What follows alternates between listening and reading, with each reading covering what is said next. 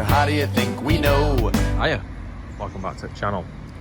So in front of us we have an E91 335D, and I don't know if you can really tell, but the back of it, yes, well, it's slightly lower than it should be because it's got a snap spring.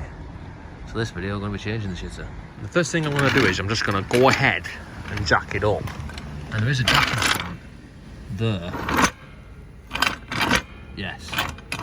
Yes, and I'm using this jack because my low entry jack, my really good low entry jack, my mate borrowed it and not brought it back, so I'm stuck using this one. So I'll have to lift the car up and then squeeze that under there. Better. So now we can just go ahead and jack it up. Now that the wheel is in fact off the floor, we should put some axle stands under it, but I'm just going to remove it.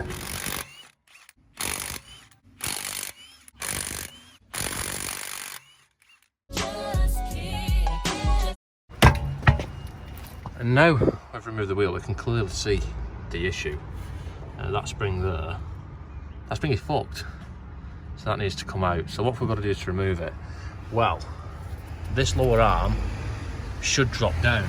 Now there's a bolt here that's going to have to come off, but first this shock absorber is attached to it, so that needs unbolting there. And that is a 17mm. And what I found is that the shocker tried to spin with that, so I just had to grab the shocker with my hand, and now it's undone.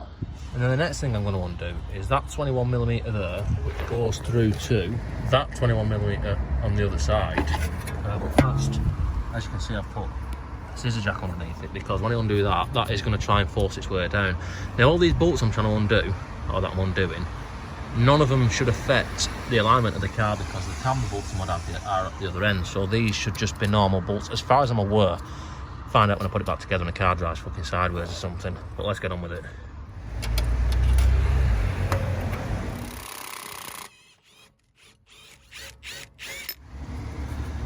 Yes. So now that is removed, hopefully when I undo this, nothing happens. This should push down, unless I've done something wrong. And as unbelievable as this may seem, it appears that I have in fact done something wrong. So I'll put that one back on, because if you look at that one, there's an E12 and there is one also around the other side. There's two of them holding the full bus doofer in, so I need to undo them instead. It's one of them.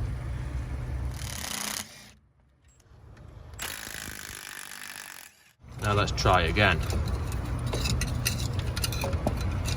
That appears to be exactly the same. Now we've got more movement than we did, and with a bit of force, as you can see, I've stuck a bar in the end of it and just put that in there. I can push that down. Yes. And now when I push that out of the way, I should be able to get the spring out, I believe. But I might need more than one hand to do it. But I'll just try and struggle for your viewing pleasure. It comes out as a two-part spring, this, you see. Yes. Now I need to get the new one, but it seems to have absconded. And if we look at the spring really carefully, we can actually tell that there appears to be no difference. It seems like it can go either way up.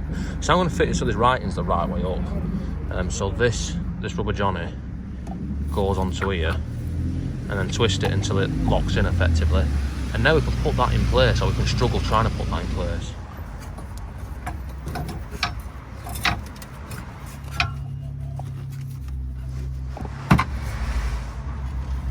And if we look at the lower spring now, we can see that I need to turn it to about 180 degrees, because the tail of the spring should sit into that there, which is going to be fun. Yes. I now need to attempt to bolt it all back together.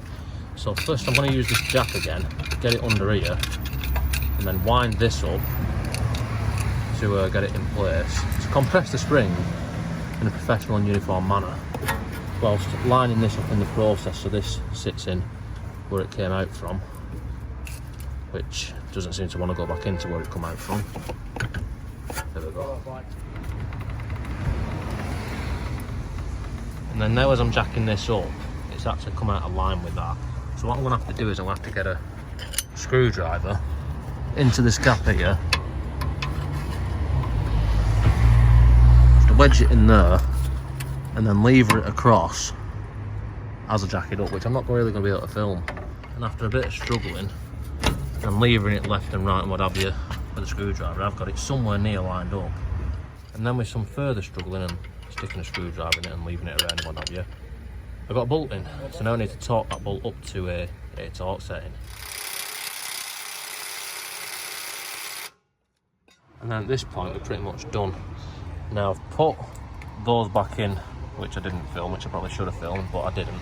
Now them are both back in and obviously torqued up. You want to put them in before you remove the jack, because when you remove the jack it just makes it more awkward to stretch this out to reach them. So now we can definitely remove the jack, because, well, effectively we're done. I've just got to put the wheel back on, which I've now done. And obviously torqued up to manufacturer specific specifications. So now that should sit a little bit higher, it should stop scratching on floor and shit, and we're finished. So don't forget to like, comment, subscribe, all the usual crap, and see you next time.